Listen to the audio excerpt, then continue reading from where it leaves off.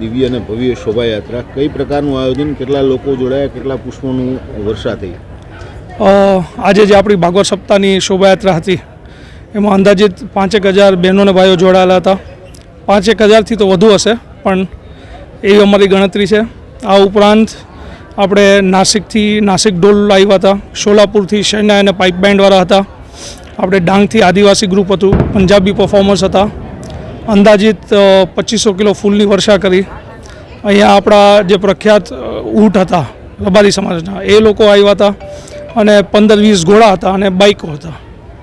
All over આખો route કઈ રીતે રહ્યો ને કેવો પ્રતિસાદ, આજનો માહોલ કેવો હતો? માહોલ તો આવો પોરબંદરમાં મેં પહેલી વાર જોયો છે. અમને ખૂબ આનંદ થયો કે પોરબંદરમાં આટલો સરસ રિસ્પોન્સ અમને મળ્યો. દાસી જીવન સત્સંગ મંડળને, બધા મનોરથી પરિવારને અને પોરબંદરની જનતાએ જે પ્રેમ લાગણી આજે આ સપ્તાહ માટે બતાવી એનાથી ખૂબ જ આનંદ છે. ખાસ કરીને આ સપ્તાહનો આજથી પ્રારંભ છે, લોકોને શું અપીલ કરશો, શું નિમંત્રણ આપશો? કે આ એક ધાર્મિક આયોજન છે, આનો વધારેમાં વધારે આપ લાભ લ્યો. આ અમે જે કર્યું છે પોરબંદરની જનતા માટે જ કર્યું છે કે એમને એક લાભ મળે, ભાગવતનો લાભ મળે અને જે કોઈ અહીં આવે દિવ્યતા અનુભવે અને કંઈક ને કંઈક અહીંથી શીખીને જાય અને અમને આશીર્વાદ આપીને જાય એવી અપેક્ષા છે. ખાસ કરીને આ આકર્ષણ એ છે ચારધામનું જે બનાવ્યું છે આકર્ષક, એ બાબતે શું કરું? જે આપણે ચારધામનું આયોજન છે એમાં બદ્રીનાથ, કેદારનાથ, પછી જગન્નાથપુરી અને રામેશ્વર.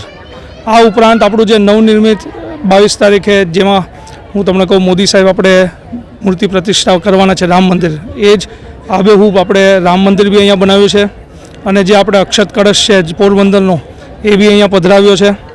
તો પોરબંદરની જનતાને ચારે ચાર ધામનો લાભ મળે, એના દર્શનનો લાભ મળે અને આ ઉપરાંત 22 તારીખે જે આપણે રામ મંદિરનું નિર્માણ થાય છે તો એ રામ મંદિરને બી ઝાંખી થવા મળે.